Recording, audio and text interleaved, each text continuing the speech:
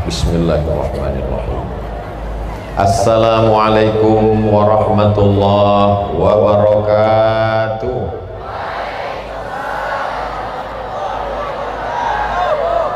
Kaifa halukum?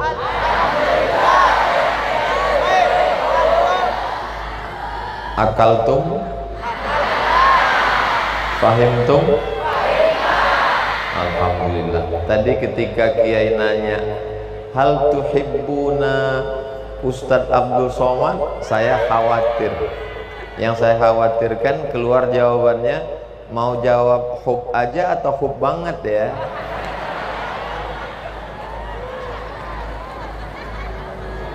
Anak raja memakai katun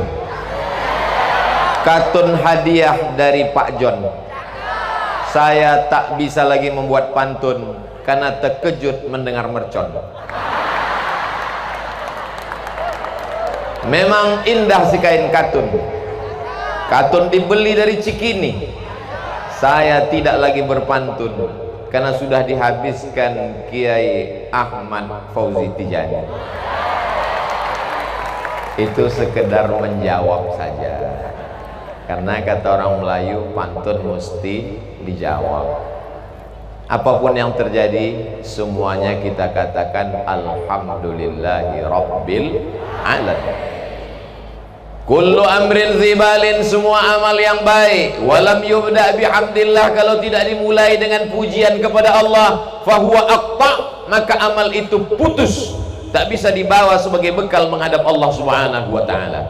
Jerih payah, tetes peluh keringat dan air mata, malam ini semuanya akan hampa sirna, tak dapat dijadikan sebagai bekal.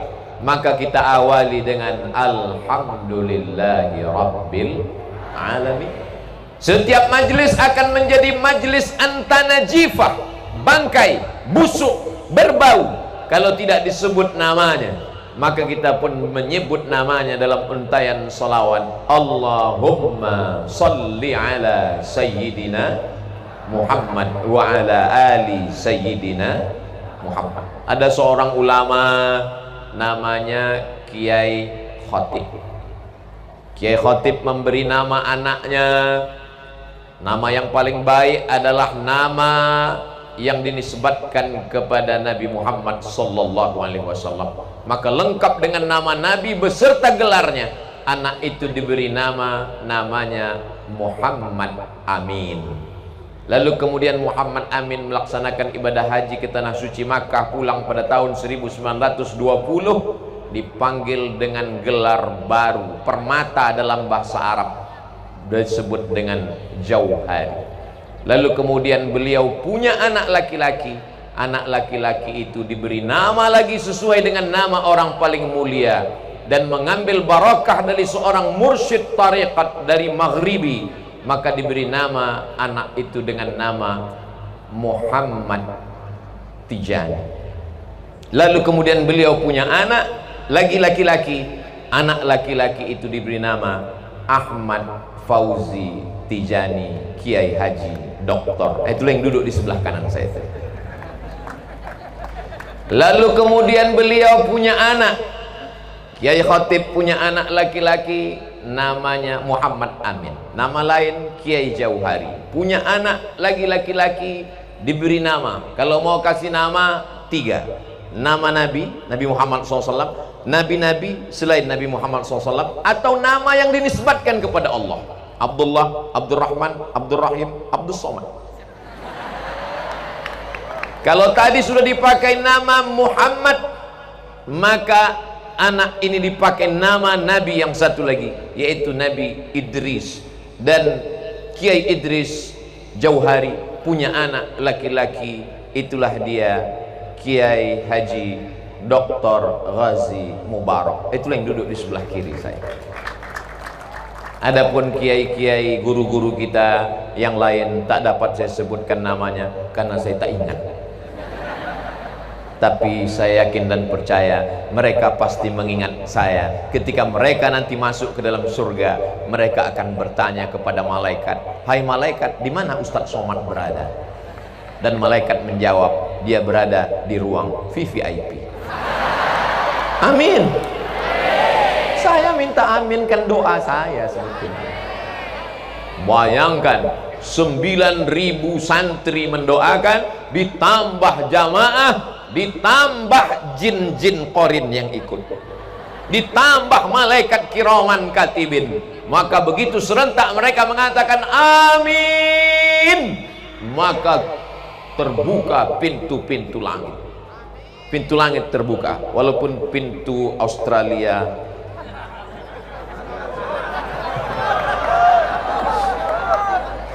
jamaah yang dimuliakan Allah Subhanahu wa taala, saya tidak pernah menyangka akan diberikan kehormatan kegiatan ulang tahun 70 dari 1952 2022. Tidak terlintas di pikiran saya bahwa saya akan diapit oleh dua kiai keturunan kiai mulia akan memencet tombol pembukaan kegiatan ulang tahun 70. Allahu Akbar. Makanya tadi ketika pencet itu saya katakan Allahu Akbar, Allah yang maha besar. Jangan kau katakan kau besar Abdul Somad, karena beratmu hanya 55 kilo. Katakanlah Allah yang maha besar. Maka sebut nama Allah, sebut nama Rasulullah, Allahu Akbar. Lama hidup banyak dirasa, jauh berjalan banyak dilihat, macam-macam pengalaman dirasa. Saya pernah di kota Palembang diajak meresmikan masjid. Berikut ini pemencatan tombol peresmian masjid. Begitu dipencet, layarnya nggak terbuka, nyangkut. Wah, tadi begitu dipencet, Masya Allah, keluar semuanya mercon-mercon. Habis semua jin-jin ifrit ditembak mercon langsung. Jadi kalau masih ada santri yang ngantuk, bukan salah jin lagi, kata jin. Kenapa kita mesti memperingati 70 tahun perjalanan ini? Apa yang ingin kita ambil? Pelajaran pertama yang diambil adalah Kiai Haji Muhammad Amin, Kiai Haji Jauhari bisa berangkat ke tanah suci Makkah Al-Mukarramah umurnya 15 tahun bersama keluarga besar. Orang sekarang mau berangkat haji, store ONH 2022 berangkat 2052, 2051 meninggal. Kalau mau berangkat sekarang, store-nya sekarang mesti ada bayaran yang lebih tinggi, disebut karena mahal maka punya istilah khusus namanya ONH Fulus, ONH Plus. 1920, 25 tahun sebelum Indonesia merdeka, Kiai Jauhari sudah bisa ke tanah suci Makkah Al-Mukarramah bersama keluarga besar. Poin yang pertama itu menunjukkan bahwa beliau adalah orang kaya. Tanah seluas mata memandang, pondok pesantren besar dibangun megah. Ini menunjukkan pelajaran pertama, santri-santri Al-Amin mesti kaya. Amin. Tapi saya nggak kaya Pak Ustadz. Cari anak orang kaya yang bapaknya sudah tua, sakit-sakitan, anak tunggal semata wayang. Kalau ada, jangan kasih tahu saya, khawatir saya ambil. Tolong kalau nanti video ini diupload, yang bagian ini dipotong, khawatir didengar orang di rumah. Ada orang bercerita, katanya Nabi Muhammad SAW itu orangnya miskin, susah, melarat, jubahnya compang-camping.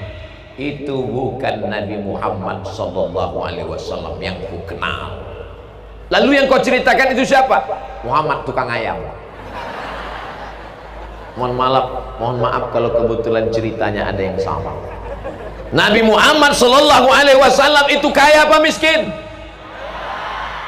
Siapa yang bilang? Nabi Muhammad SAW menikah dengan Khadijah, Maharnya, kata Syekh Safiur Rahman Al-Mubarakfuri dalam kitab Ar-Rahiq Al-Maktum, berapa maharnya? Ishruna bakarah, 20 ekor onta. 20 ekor onta. Kalau seekor onta itu harganya 50 juta, itu yang tidak terlalu mahal, tidak terlalu murah. Sebetulnya di atas itu, tapi karena kita udah lama kenal, ya 50 aja lah. Kali 20 ekor, bayangkan itu berapa maharnya, hitung sendiri.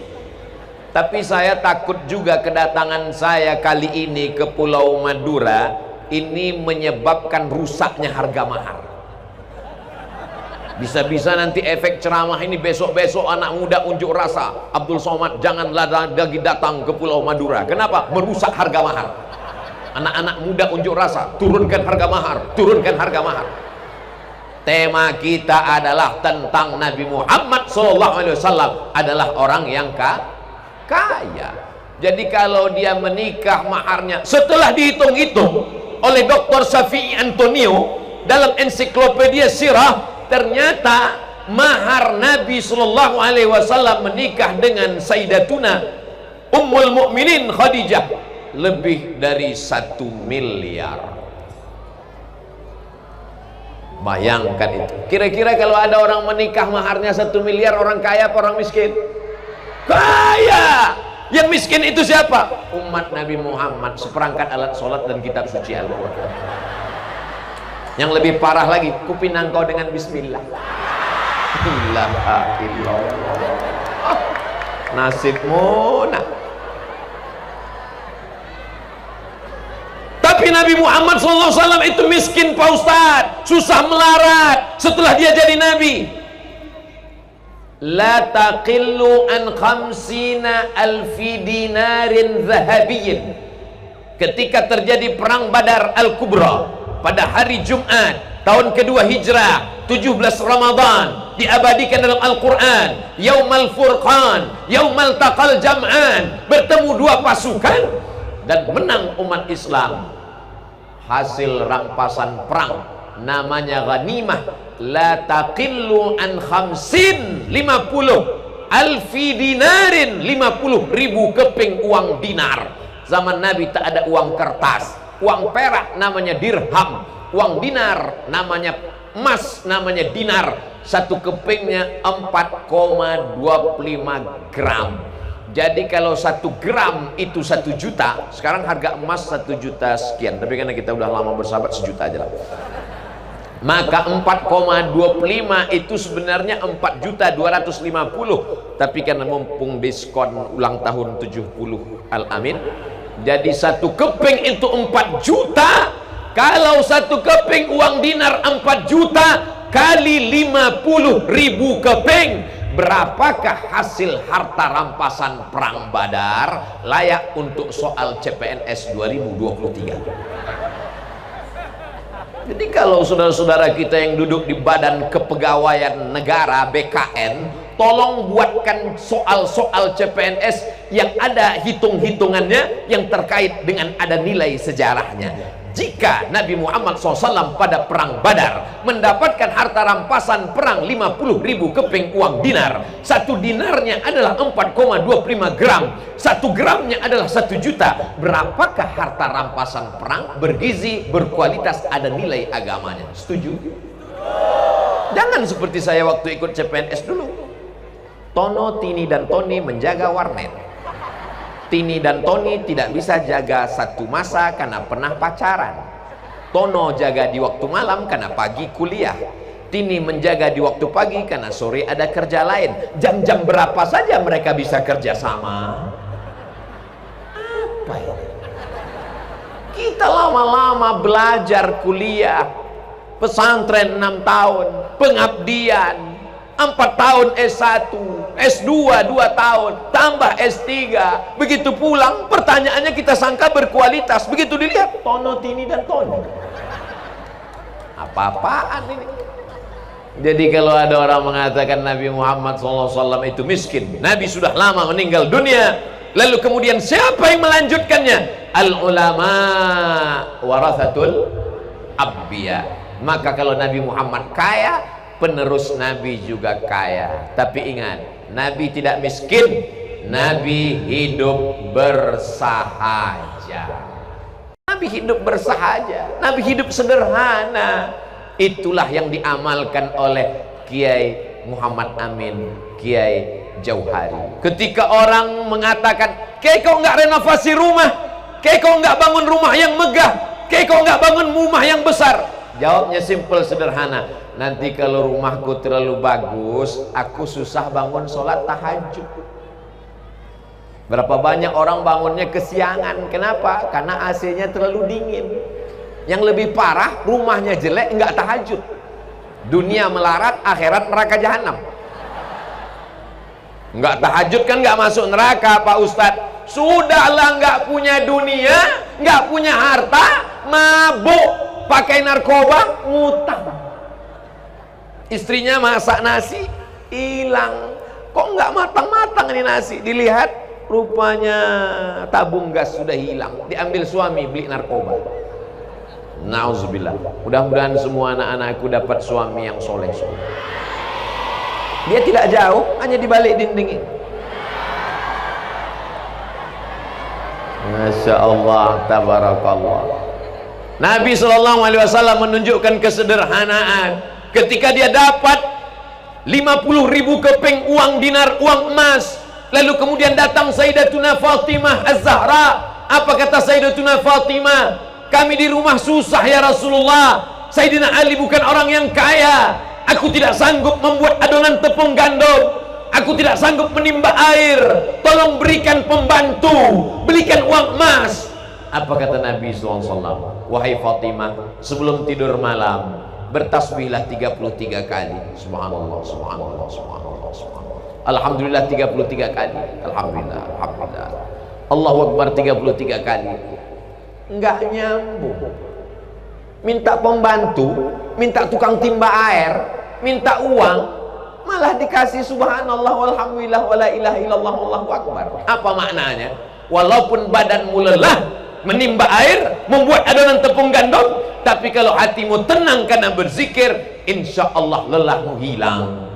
Betul. Sekarang berapa banyak orang kaya, saking kayanya pembantunya di rumah 10. Ada satu khusus untuk memotongkan kuku tangan, satu kuku kaki. Satu tukang korek telinga, telinga kanan satu, telinga kiri satu. Tapi dia tetap lelah. Kenapa? Hatinya lelah. Huwallazi anzala sakinata fi qulubil mu'minin. Allah yang menurunkan ketenangan ke dalam hati orang yang beriman. Apa kata Kiai Jauhari? Orang yang tidak pernah berada dalam kegelapan, dia tidak akan pernah merasakan indahnya bintang gemintang. Malam ini bintang sedang cuti. Kenapa tidak ada bintang malam ini? Karena semua bintang sedang turun ke al-amin. Allahumma salli ala sayyidina Muhammad wa ashghili zalimin bizalimin. Yang ada handphone hidupkan, yang tak ada jangan ambil handphone kawan. Allahumma salli ala sayyidina Muhammad wa ashghili zalimin bizalimin wa akhrijna min bainihim salimin wa ala alihi wa sahbihi ajma'in. Sallallahu rabbuna ala nuril mubin Ahmad al-Mustafa sayyidil mursalin wa ala alihi wa sahbihi ajma'in wa ala alihi wa sahbihi ajma'in. Udah, tangannya turun, jangan lama-lama nanti ketiak basah.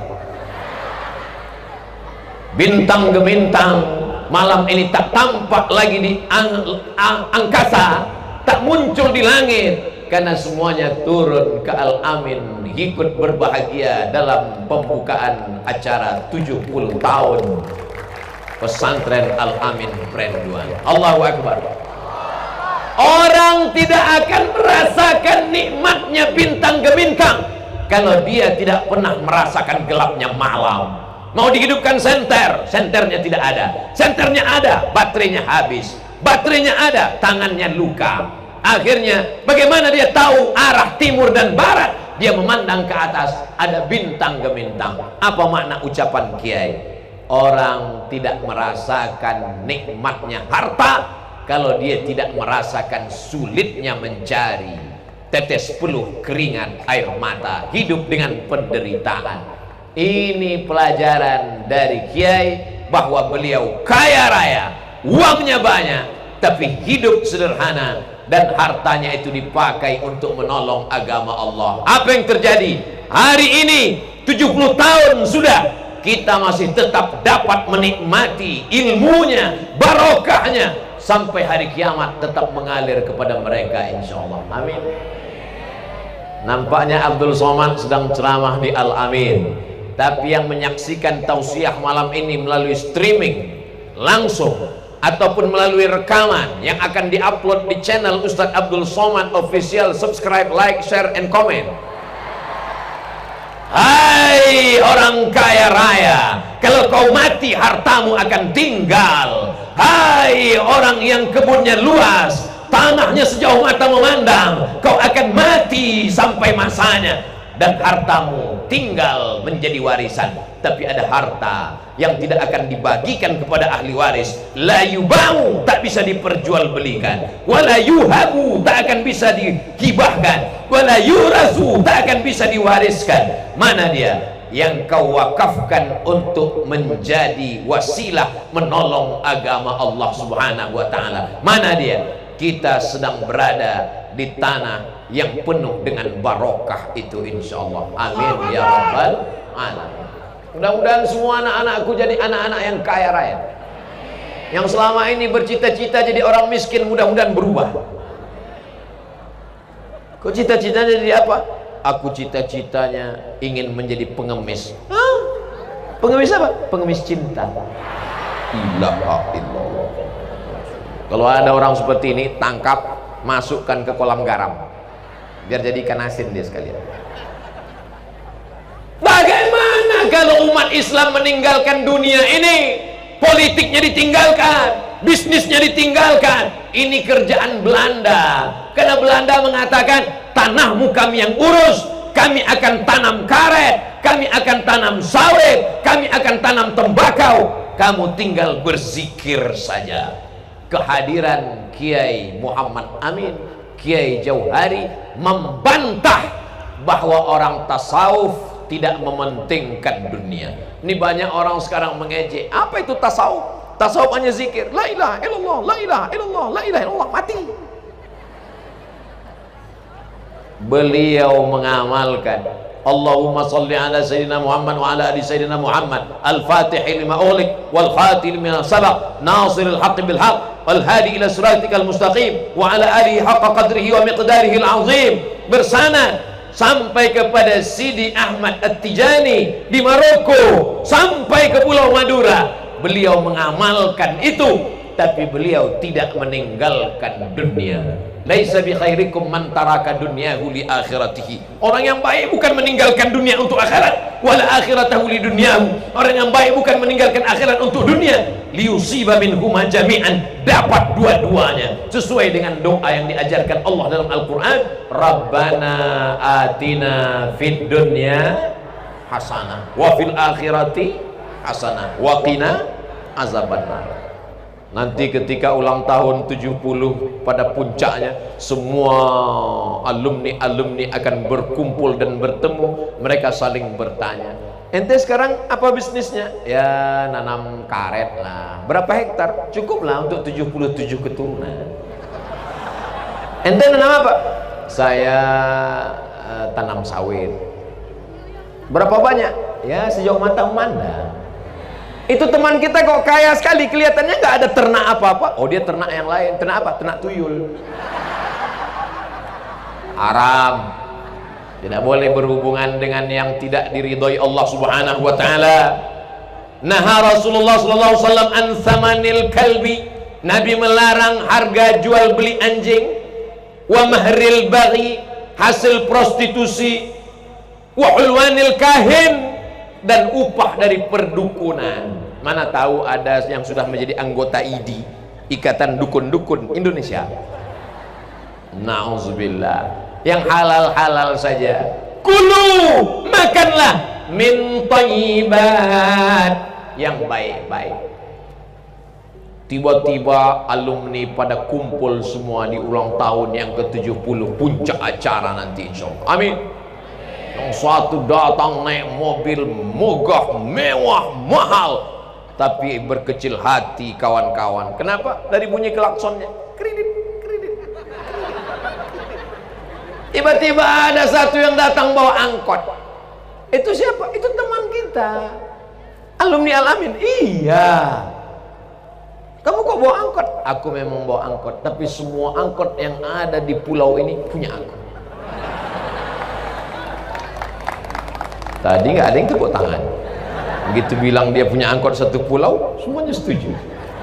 Ternyata kalau kau punya harta, semua akan senang. Mereka akan bernyanyi. Apa lagunya? Jadikan aku yang kedua. Langsung angkat tangan. Enggak. Apa maknanya? Bahwa umat Islam kalau mau disegani, dia mau bermartabat, mau dihormati, maka dia mesti kaya. Insya Allah anak-anak, adik-adikku sekalian, nanti kalau kalian kaya, bangun pondok pesantren, tahfiz Quran, ambil yatim, fakir, miskin, du'afa. Kalian adakan acara bersama Ustadz Somad, sweeping di lampu merah, bawa truk sama traktor, tangkap semua pengemis-pengemis, masuk. Setuju? Mantap, mainkan. Takbir. Cita-citanya begitu. Masalah profesinya apa? Terserah. Ustadz Abdul Somad, ini fakultas kedokteran, biayanya masuk kan mahal Pak Rektor, katanya masuknya 200 juta. Ada syaratnya Ustadz Somad, kalau dia hafiz Quran gratis, full asrama, uang saku, biaya kuliah gratis. Kata Pak Rektor Universitas Islam Indonesia Yogyakarta, beberapa waktu yang lalu saya ke Yogyakarta. Mudah-mudahan adik-adik yang hafal Quran, bahasa Arab mantap, bahasa Inggris mantap, lulus jadi dokter spesialis. Paling enak cari duit dokter spesialis. Martelnya kecil. Bukan seperti tukang martilnya besar, gagangnya rotan, mukulnya sampai copot tulang, batunya nggak pecah. Gaji satu hari 100.000. Tapi dokter spesialis martilnya kecil, pukul lutut tik tik tik 10 juta. Lutut kanan 10, 20, ongkos pasang 40. Bautnya lupa, pasang lagi 45. Mudahnya. Senternya kecil, baterainya cuma satu kecil, beda sama jaga malam. Baterainya 6 terang benderang, kerja dari jam 6 sore sampai jam 6 subuh. Maling masuk juga. Tapi kalau kamu jadi dokter spesialis, kecil, THT, telinga, hidung, tenggorokan, buka mulut, 5 juta. Banyak pasien yang takut nutup mulut. Kenapa? Buka 5, tutup 5.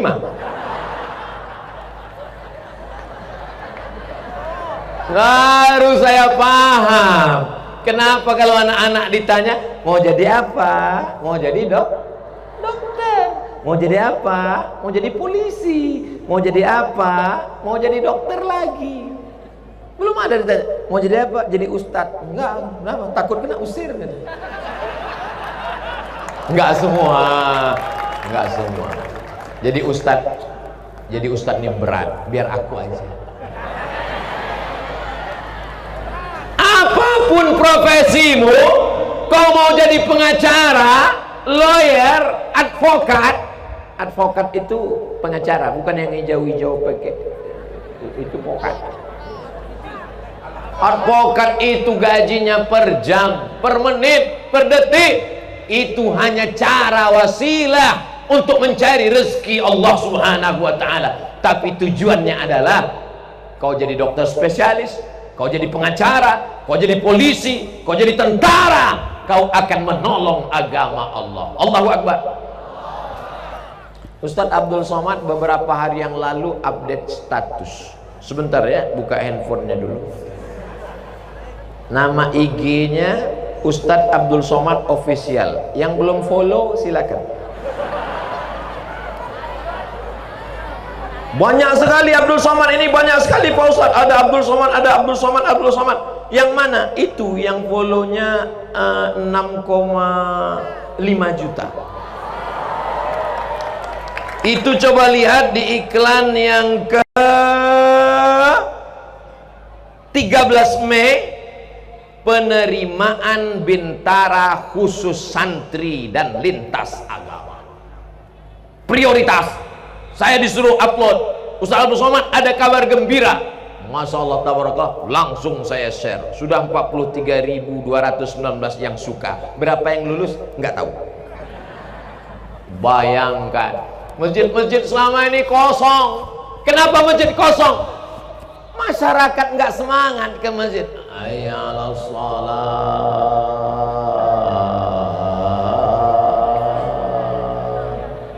coba kalau tentara ini yang pulang, hayya 'ala shalah, langsung jamaah datang, siap, bangga kita dengan serak. Ada tentara ternyata di sana. Insya Allah banyak tentara kita, bangga kita. Bangga nggak tentara pakai baju seragam sholat ke masjid? Bangga. Ibu-ibu akan berkata kepada anaknya, anakku, lihat tentara, baret merah, baret hijau, baret biru. Ada nggak baret? Ini tentara, nak. Bangga kita. Kenapa? Karena mereka berseragam, abdi negara, gagah perkasa, sehat walafiat. Tapi mereka juga menempelkan keningnya ke lantai karena bersimpuh sujud kepada Allah. Dia tidak merasa dirinya besar. Saat dia bersujud, dia berkata, Subhana Rabbiyal A'la. Menetes air matanya saat bersujud. Aku tak ada apa-apanya di hadapanmu ya Allah. Dia berdoa, ya Allah, ya Allah. Ditanya sama kawannya sebelah, kau menangis karena rendah hati dan takut pada Allah? Bukan, gaji 13 belum turun. Saudaraku yang dimuliakan Allah Subhanahu wa ta'ala. Poin yang pertama. Poin yang kedua adalah bahwa ternyata Kiai Jauhari tidak sendirian.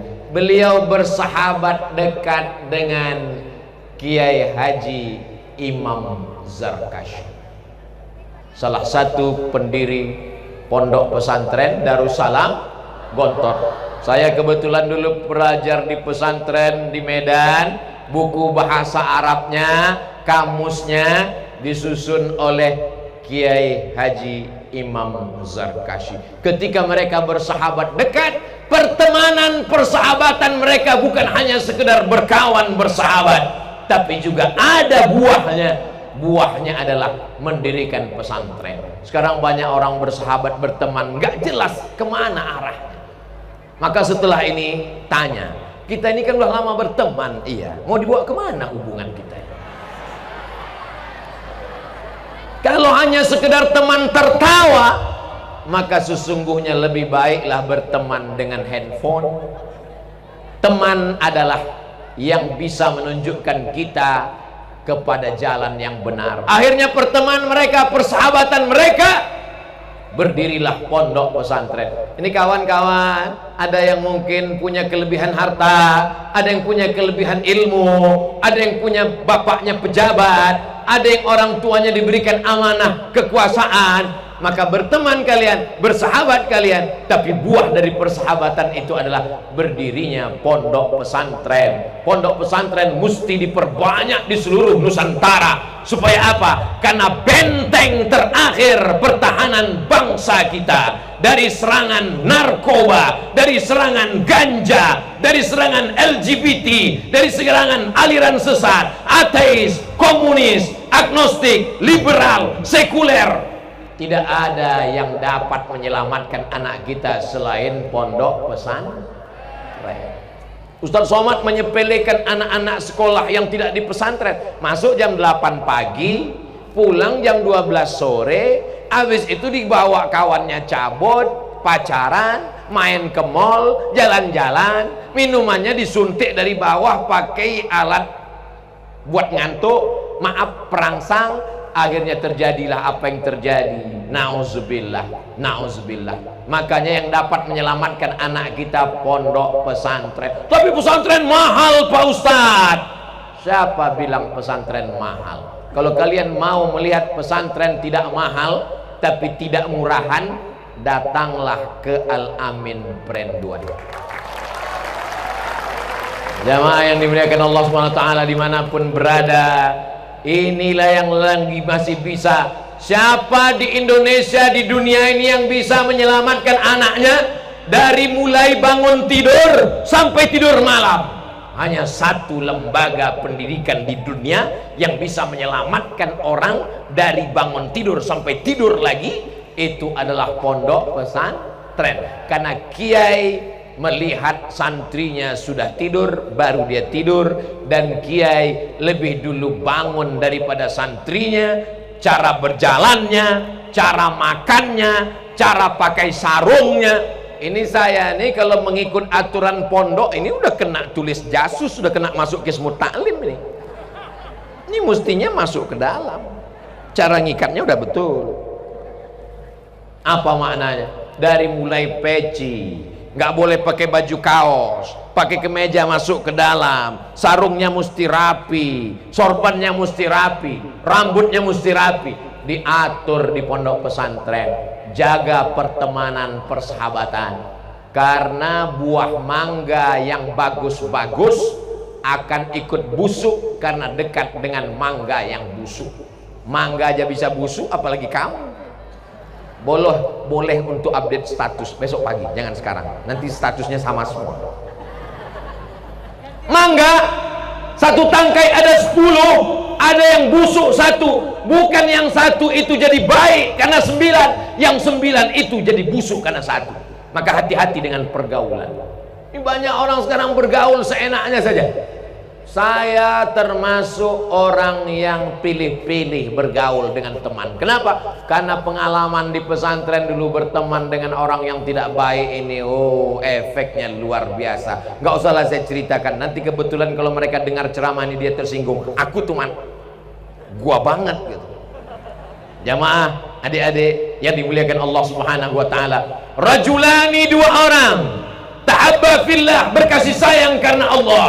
Ijtama'a alaih, berteman, bertemu karena Allah. Wa tafarraqa alaih, berpisah pun juga karena Allah. Itulah dua kiai besar yang kemudian anaknya dia kirimkan. Pertemanan mereka tidak hanya pada diri mereka saja, bukan antara Kiai Jauhari rahimahullah, bukan antara Kiai Imam Zarkashi rahimahullah, tapi juga sampai pada anak-anaknya. Apa kata Kiai Imam Zarkashi? Ketiga anak ini bagaikan kelopak bunga mawar yang cantik dan harum semerbak. Itulah dia Kiai Muhammad Tijani, Kiai Idris Jauhari, dan Kiai Maktum Jauhari, seperti tiga kelopak bunga mawar yang harum semerbak. Harum semerbak, tapi kertas.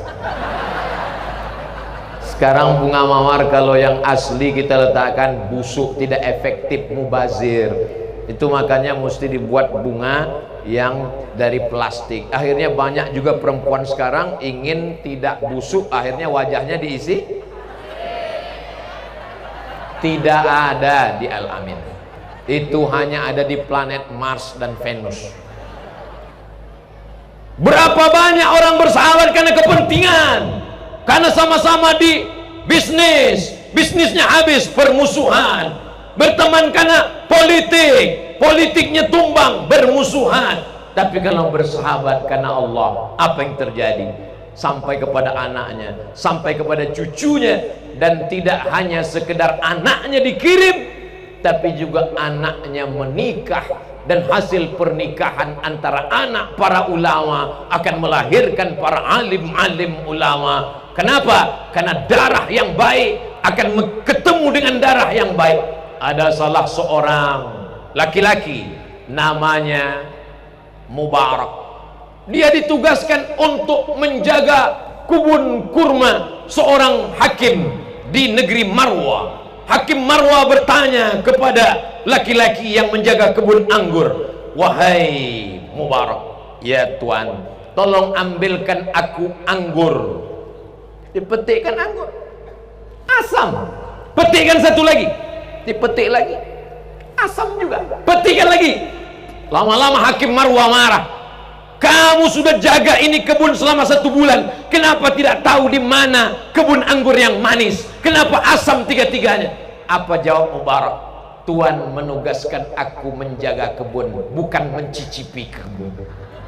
Ternyata selama berbulan-bulan dia menjaga kebun itu, tidak ada satupun buah yang pernah dia makan.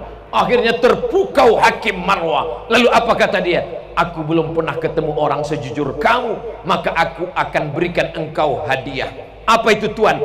"Menikah dengan anakku." "I'm ready." Dinikahkanlah dengan anak hakim. Tapi anakku ini ada masalahnya. Apa masalahnya? Tidak punya mata, tidak punya telinga, tidak punya mulut, tidak bertangan, dan tidak berkaki. Sudah bisa dibayangkan seperti melon atau semangka. Zaman dulu nggak ada pakai pacaran, nggak ada pakai tukar-tukaran gambar, nggak ada kirim-kiriman nomor, nggak ketemu sebelum akad nikah, diakadkan. Setelah akad, lalu kemudian buka pintu kamar, masuk ke kamar pengantin.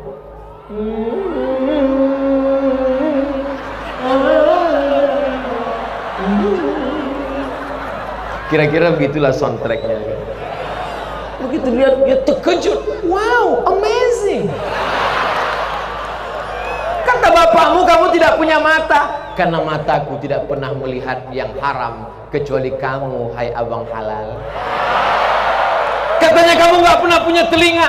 "Karena telingaku tidak pernah didengarkan untuk yang lain-lain, hanya mendengarkan nasihat-nasihat ayat-ayat Allah." Katanya, "Kamu tak pernah punya mulut." "Karena mulutku tak pernah berkata kepada yang tidak mahram, hanya kaulah laki-laki yang tempat aku bicara pertama kali." Katanya, "Kamu tak punya tangan." "Karena tanganku tak pernah menyentuh selain yang diridhai Allah." Katanya, "Tak punya kaki." "Kakiku tak pernah melangkah kecuali hanya kepada pengajian ulang tahun 70 tahun Al-Amin." Itu tambahan dari saya yang asli. Akhirnya mereka pun menikah. Darah yang baik dari laki-laki yang jujur ketemu dengan perempuan yang amanah. Akhirnya lahirlah seorang anak laki-laki namanya Abdullah bin Al-Mubarak, seorang ahli hadis yang luar biasa dalam sejarah ilmu hadis. Itulah pentingnya mempertemukan orang yang soleh dengan anak yang solihah, bukan yang soleh juga, anak yang soleh. Jadi kalau hari ini ini temboknya memang betul-betul tembok Berlin. Di beberapa tempat saya tabligh akbar, laki-laki dengan perempuan cuman dibatasi tali plastik. Akhirnya jamaahnya. Tapi di sini kalian terjaga, masya Allah, tabarakallah. Yang laki-laki nggak bisa ngeliat perempuan, yang perempuan nggak bisa lihat laki-laki. Tapi aku bisa. Saya ini udah tua, mata udah nggak terang lagi. Lahir 1977. Sekarang udah 2022, berarti kan 25. Mata saya ini udah rabun, nggak bisa lagi membedakan. Ini dari jauh begini, ini nggak bisa saya bedakan mana nenek-nenek, mana anak gadis, sama aja semua. Itulah maka tadi saya dari awal sampai sekarang berdirinya di tengah. Kenapa? Karena kalau saya berdiri di sini, yang namanya manusia pasti ada lintasan dalam hati. Ustadz gatal. Kalau saya terlalu lama berdiri di sana, nampaknya ustaz ini udah lain seleranya. Khairul umuri awsatuha, lebih selamat kalau aku berada di tengah. Apa maknanya? Mempertemukan orang yang baik-baik. Maka saya amat sangat berharap anak-anakku yang baik, yang soleh-soleh ini sampai masanya nanti ketemu dengan yang solehah-solehah. Dari sekarang sudah direncanakan.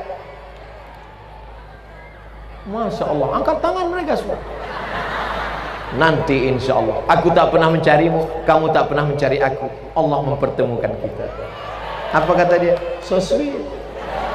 Untuk sementara nggak usah lu mikir itu, pikirkan aja dulu. Karena Muhammadun naiman fi firasihi wa sa'atu asrun wal lailu kulluhu zalamun wa badun laisa fiha illa sautul harik fi syarik. Kalau macam-macam menggoda pikiranmu, ingin memikirkan perempuan, pas tengah malam terbayang-bayang, tidur tak lelap, makan tak kenyang, hilangkan semua dengan apa? Masuk ke tasrif. Doroba doroba dorobu doroba doroba dorob nadorob tadorob tuma dorob tum dorob tidorob tuma dorob tum nadorob tu dorob. Nah, apa maknanya? Fokus saja dulu kau belajar, nanti sampai masanya engkau akan dipertemukan dengan orang yang baik-baik. At-tayyibuna lit-tayyibat.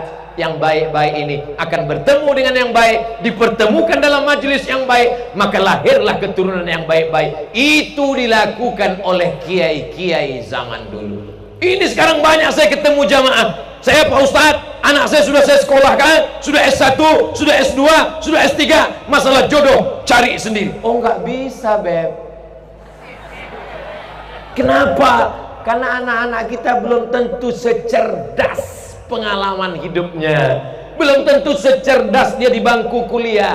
Ini masalah jodoh anak-anak kita ini, maka sedikit banyak kita mesti intervensi. Anak saya masih kecil, tapi udah saya buat beberapa bookingan sudah. Itu saya lihat ada yang cantik, ini calon menantu saya. Pas saya, ini calon juga. Lama-lama jamaah bingung, yang mana Pak Ustaz? Semuanya saya bilang. Nanti kita buat fit and proper test. Hafalan Qur'annya, jangan sampai ketika di pesantren jilbab mau panjang, matamu dijaga untuk melihat ke bawah, langkahmu diatur sopan santun tata krama budi bahasa, tapi karena kau salah arah, akhirnya 3 hari menikah pulang ke rumah, rambutmu sudah 3 warna, merah kuning kelabu. Selama ini kalau ketemu dengan orang tua, assalamualaikum ayah, begitu datang 3 hari setelah menikah, hai father, sehat. Ternyata apa yang terjadi? Begitu dilihat tampang suaminya, anting-antingnya 13, 5 di sini, 5 di sini, naik ke sini, 1 di sini. Melihat bibirnya pakai anting, bibir kita pula yang bergerak-gerak. Ustaz Somad, tolong saya Pak Ustaz. Kenapa Bu? Tolong saya Pak Ustaz. Ya kenapa? Ibu jangan nangis terus, nanti saya nangis juga. Anak saya ini saya sekolahkan Pak Ustaz, tamat pesantren. Sekarang dia seperti orang gila Pak Ustaz. Kenapa? Karena suaminya pakai narkoba Pak Ustaz. Salah saya juga dulu, nggak saya arahkan. Ada yang datang ke rumah saya, Ustaz nggak saya terima. Saya mau cari yang SH, saya mau cari MSI, saya mau cari yang tentara, yang duitnya banyak, yang dokter spesialis. Tiba-tiba datang satu meminang SAG, saya tolak. Kenapa? Sarjana alam gaib. Dia sangka kalau kita sekolah agama kita tidak makan. Kau takut anakmu tidak makan hanya karena yang datang itu adalah orang yang menekuni bidang agama. Iyakunu fuqara, kalau dia susah yughnihimullah, Allah akan mencukupkan dia. Alam takun ardullahi wasi'ah, apakah engkau tidak tahu bahwa bumi Allah ini luas? Fatuhajiru fiha, hijrah sejauh mata memandang, rezeki akan terbuka. Makanya mungkin waktu lajangnya agak macet seret rezekinya, tapi ada rezeki setelah menikah. Mungkin setelah menikah belum datang, ada rezeki ketika sudah punya anak. Ini semua adalah bagian dari bagaimana cara mengatur kehidupan, dan ini dapat kita ambil pelajaran dari Kiai Muassis, pendiri Pondok Pesantren Al-Amin Prenduan. Berikutnya pelajaran yang ke, tadi saya mulai jam berapa tadi ya? Tadi saya mulai jam 8:30. Sekarang sudah jam 9.15. Berarti waktu kita ada 15 menit lagi, karena sesuai kode etik, sesuai yang tertulis di botol 600 ml. Pelajaran yang ketiga, mereka mengirimkan anaknya kemana? Universitas Islam Al-Madinah Al-Munawwarah. Yang satu lagi dikirim kemana? Universitas Al-Azhar Kairo, Mesir. Sampai ketika almarhum Kiai Haji Muhammad Tijani meninggal dunia, namanya masih terdaftar di S3 Al-Azhar, jurusan tafsir, Fakultas Usuluddin. Artinya apa? Gantungkan cita-citamu setinggi bintang di langit, tapi kakimu tetap nginjak ke bumi. Jangan sampai kakimu ikut gantung, berarti kau hantu. Jadi saya dulu waktu sekolah, saya tulis di buku kelas, saya tulis Profesor Abdul Somad, Profesor Dr. Abdul Somad. Waktu masih di pondok, teman saya berbisik, "Mat, jangan tulis kayak gini." Kenapa? "Aku takut nanti kau gila." Sampai sekarang saya nggak gila. Tadi disebut oleh protokol Ustadz kita, Pak Kiai juga menyebut lengkap selengkap-lengkapnya, Profesor dari Universitas Islam Sultan Syarif Ali Brunei Darussalam, visiting professor tahun 2020. Doktor dari Universitas Internasional Antarabangsa Selangor, Malaysia. Syekh dikasih Habib Lutfi bin Yahya waktu sowan ke beliau. Jangan panggil lagi Ustadz, ini panggil Syekh. Terus sekarang kok tetap Ustadz? Saya takut panggil Syekh. Ada beberapa orang di kampung saya namanya terlalu berat, akhirnya demam. LC singkatan dari licence, bahasa Arabnya ijazah. Orang ini sudah mendapatkan ijazah untuk mengajarkan agama Islam dari Al-Azhar, Mesir. MA, Master of Art, di Maroko namanya DESE, Diplôme Études Supérieures Approfondies, bahasa Prancis. Tidak saya pakai DESE, karena pas ditulis di kampung jadi desa. PhD, PH itu filosofi, D-nya doktor, Doctor of Philosophy, sama dengan Kiai. Beliau senior saya dari Universitas Islam Omdurman, Islamic University Omdurman di Sudan. Lengkap semuanya. Itu pun diusir orang juga. Apa maknanya? Jadi Ustadz ngomong ini sebetulnya Ustadz mau sombong, mau angkuh, untuk membangkitkan semangat anak-anakku supaya sekolah. Karena kiai-kiai pendiri ma'had ini mengirimkan generasinya sejauh mata memandang. Kalau hanya sekedar untuk mimpin pondok, ngapain mereka kirim anaknya jauh-jauh berpisah? Emang di Mesir mudah, senang belajar? Bayangkan tinggal di asrama, belajar 4 tahun. Mereka sabar, anak kiai, dengan penuh segala macam kesulitan kehidupan, tetap ngantri, tetap naik bis, tetap macam-macam kesulitan dihadapi. Apa? Penggemblengan diri. Kitab Sahih Bukhari yang ada di Pulau Madura sama dengan Sahih Bukhari yang ada di Mesir. Kitab Riyadhus Shalihin yang ada di Indonesia sama dengan Riyadhus Shalihin yang ada di kota Madinah Al-Munawwarah. Lalu kenapa mesti belajar jauh? Bukan masalah baca kitabnya, tapi belajar hidupnya. Anak-anak ini mesti belajar hidup. Itulah maka dikirim mereka sejauh mata memandang. Kirim anakmu sejauh mata memandang. Di hari petang dia akan pulang, karena dia tahu di mana letak sarang. Penyakit yang paling mengerikan adalah anak-anak tidak bisa mengikat tali sepatunya sendiri. Saking kan ibunya sayang, neneknya sayang, ngikat tali sepatunya pun dia nggak bisa. Ini Masya Allah, besar sekali TV-nya. Ngikat tali sepatu pun nggak bisa. Tapi kalau dia dikirim ke Madinah, dikirim ke Ummul Qura Makkah, dikirim ke Al-Azhar Mesir, dikirim ke Omdurman Sudan, dia belajar hidup, belajar satu rumah, belajar belanja, belajar masak. Generasi ada 3. Pertama, generasi pejuang.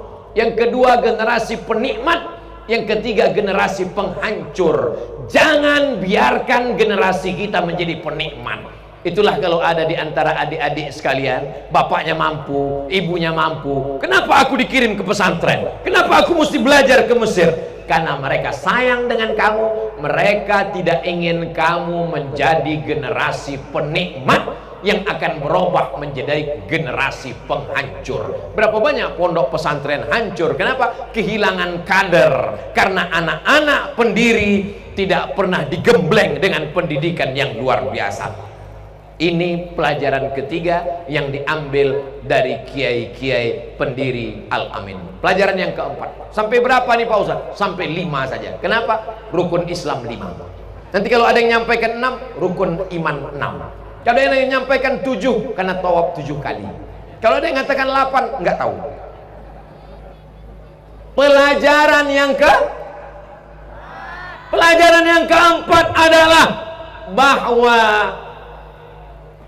setelah melambung sampai ke atas, menjadi kiai, menjadi doktor, menjadi mudir, tidak membuat mereka merasa di atas awan.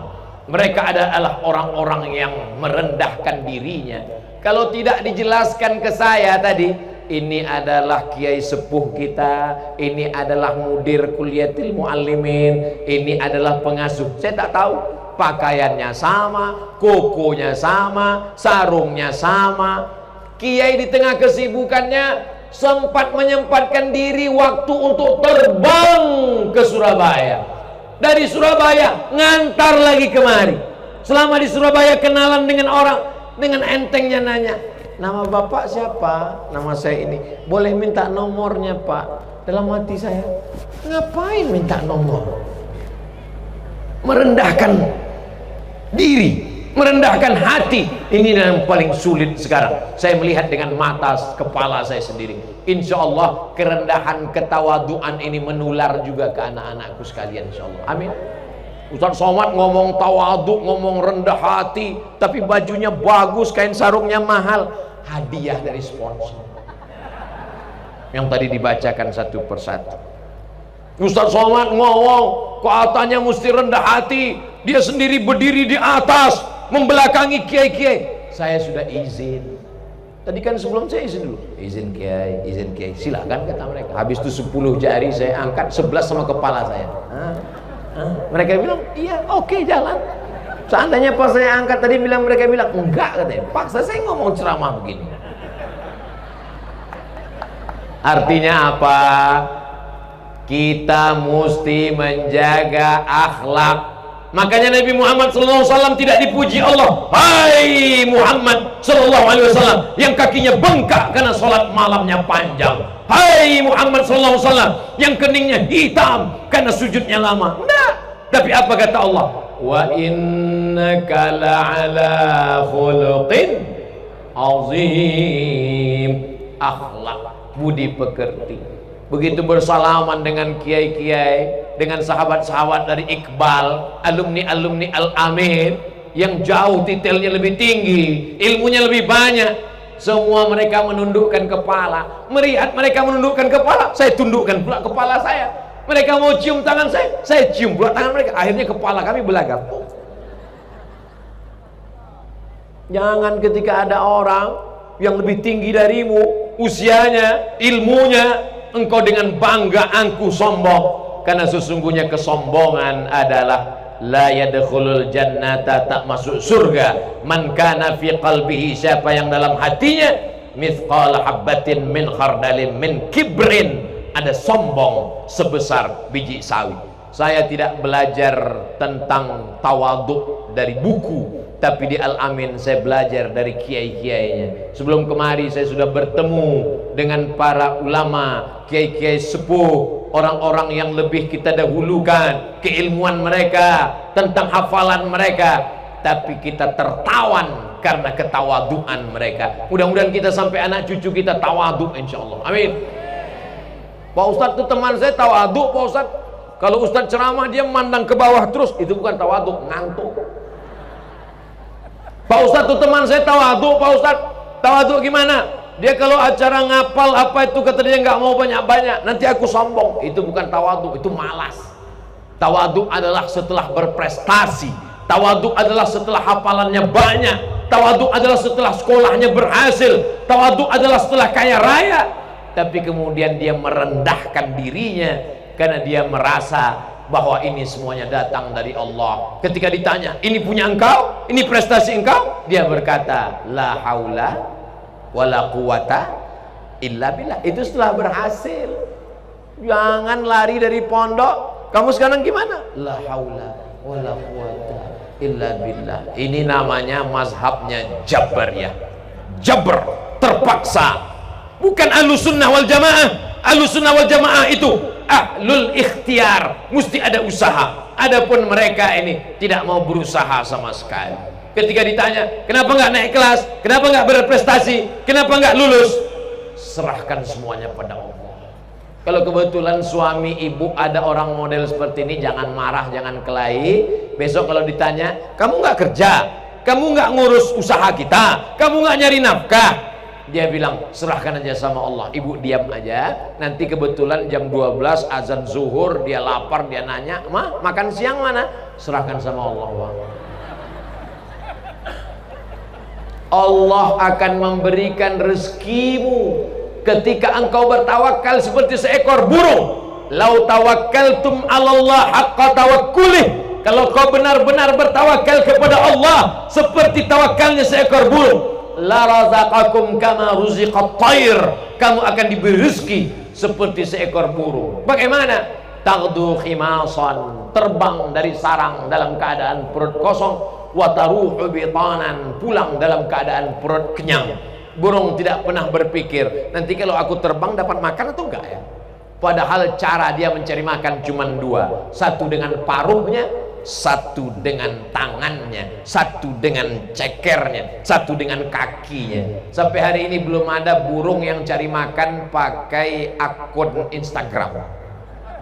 Yang dia pakai adalah paruhnya, yang dia pakai adalah cekernya. Dua alat yang diberikan Allah, akhirnya dia optimal dan dia mendapatkan rezeki dengan sifat tawaduknya kepada Allah Subhanahu wa ta'ala. Yang terakhir, yang kelima, barokah doa. Doa para ulama. Jangan lawan kiai, jangan lawan guru.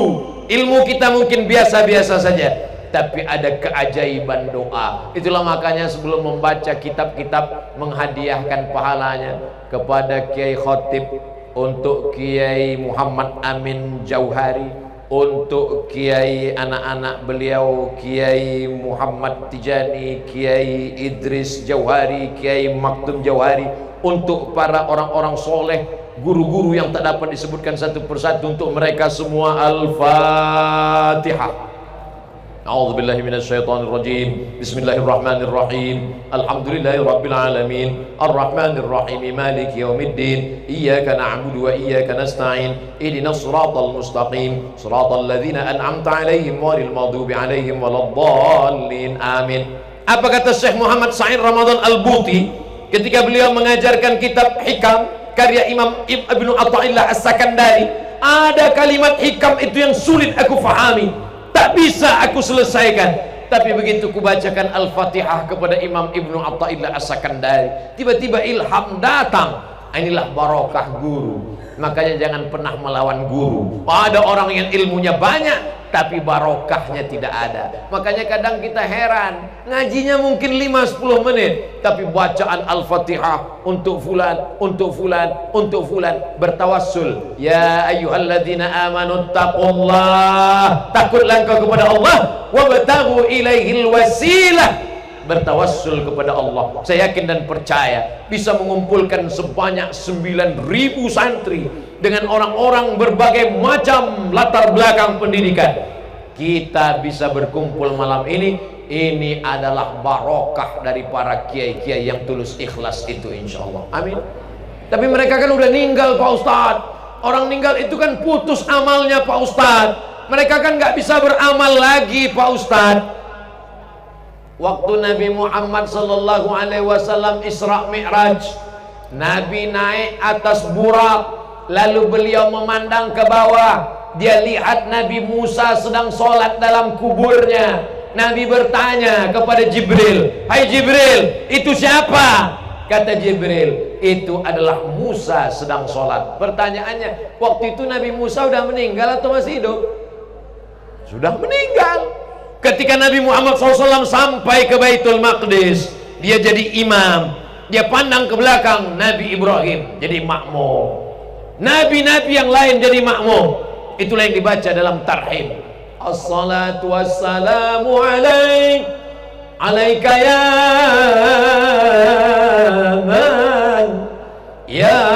man asra bikal muhaiminu layla.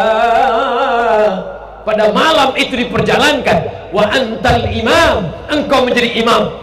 Makmumnya adalah nabi-nabi. Pertanyaannya, waktu Nabi Muhammad jadi imam di Masjidil Aqsa, makmumnya nabi-nabi. Nabi-nabi itu masih hidup atau udah meninggal?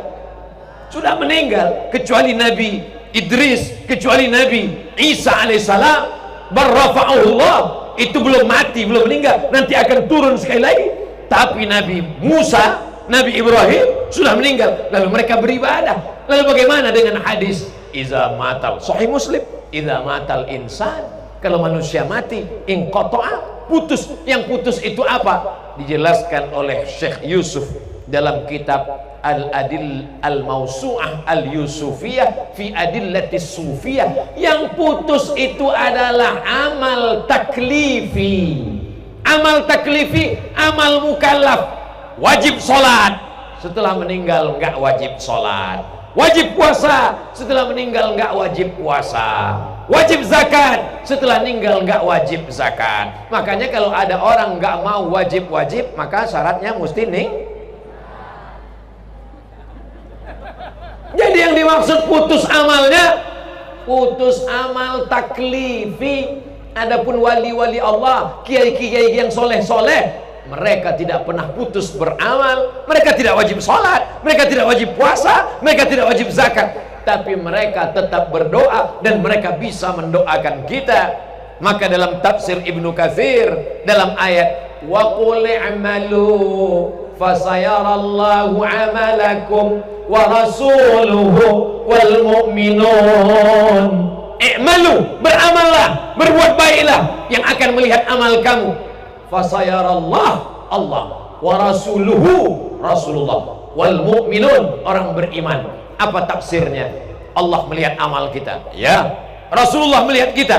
Malam ini Rasulullah melihat amal kita. Menurut ayat ini. Yang ketiga, wal mu'minun, malam ini Kiai Khatib melihat amal kita. Amin. Kiai Muhammad Amin Jauhari melihat amal kita. Amin. Kiai Muhammad Tijani melihat amal kita. Kiai Idris Jauhari, Kiai Maktum Jauhari, para kiai yang sudah mendahului kita, mereka melihat dan mereka tersenyum. Kenapa? Wal mu'minun, orang beriman diberikan Allah dan mereka mendoakan kita.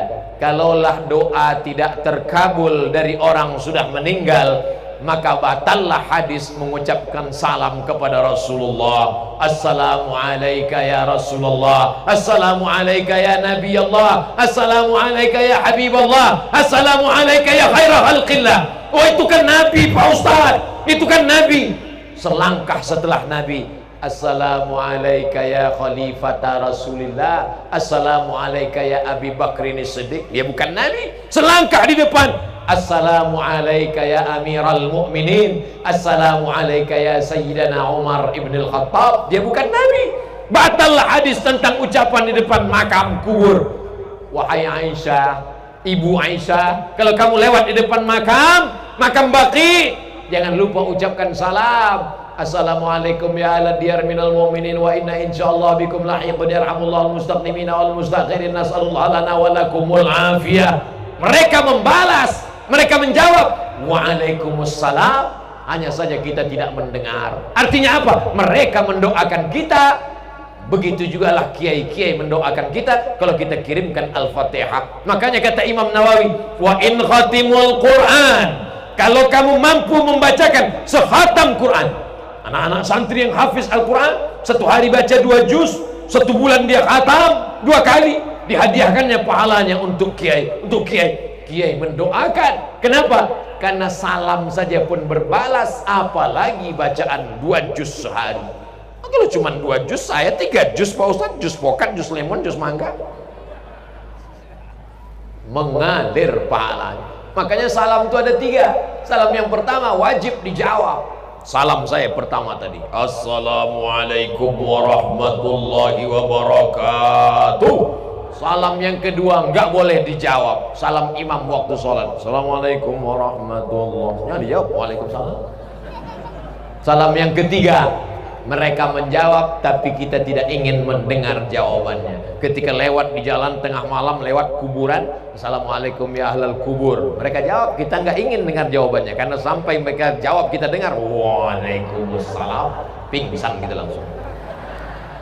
Mereka menjawab, mereka mendoakan kita.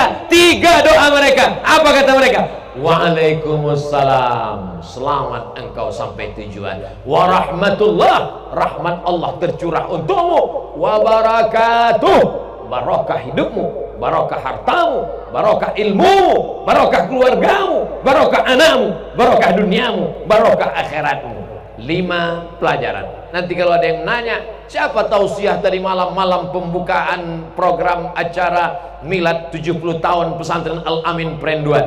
Ustadz Abdul Somad tadi malam tausiah. Apa yang dia sampaikan? Ada 5 poin. Yang 5 itu apa? Aku nggak ingat. Tapi insya Allah bisa ditonton ulang dan dicatat lagi, karena akan masuk dalam UAS, ujian akhir semester. Jangan kemana-mana, kita teruskan setelah yang satu ini.